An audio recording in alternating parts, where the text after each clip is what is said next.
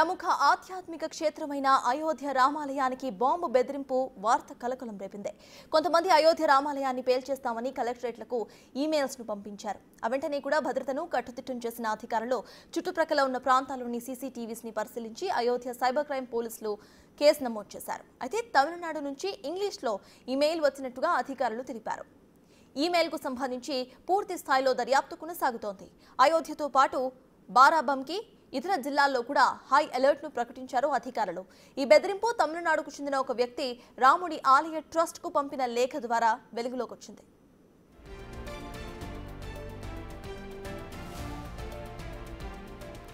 ఈ బెదిరింపుల నేపథ్యంలో అయోధ్యలో భద్రతా చర్యలు మరింత కట్టుదిట్టం చేశారు.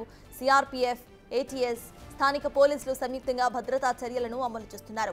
బాధ్యులపై కఠిన చర్యలు తీసుకుంటామని అన్నారు. అయితే గతంలోనూ అయోధ్య ఆలయాన్ని పేల్చేస్తామని బెదిరింపు వచ్చింది. ఖలిస్తానీ ఉగ్రవాది పన్ను బెదిరించాడు. రామాలయానికి ఉగ్రవాదుల ముప్పు దృష్ట్యా అయోధ్య నగరంలోనూ రామాలయ పరిసర ప్రాంతంలో కూడా అత్యాధునిక భద్రతను ఏర్పాటు చేశారు. మొత్తం ఈ ప్రాంతాన్ని డ్రోన్ నిఘాలో తీసుకువచ్చారు. ఆలయ భద్రత కోసం దాదాపు 4 కిలోమీటర్ల గోడ కూడా నిర్మించారు. ఇక ఈ నిర్మాణాన్ని ప్రారంభించామని రామమందిర నిర్మాణ కమిటీ చైర్మన్ నృపేంద్ర మిశ్రా తెలిపారు. ఈ గోడ నిర్మాణానికి ఇంజనీర్ ఇండియా లిమిటెడ్ అనే సంస్థ నిర్వహిస్తోంది. 18 నెలల్లో పూర్తి కాబోతోందని ఆయన తెలిపారు.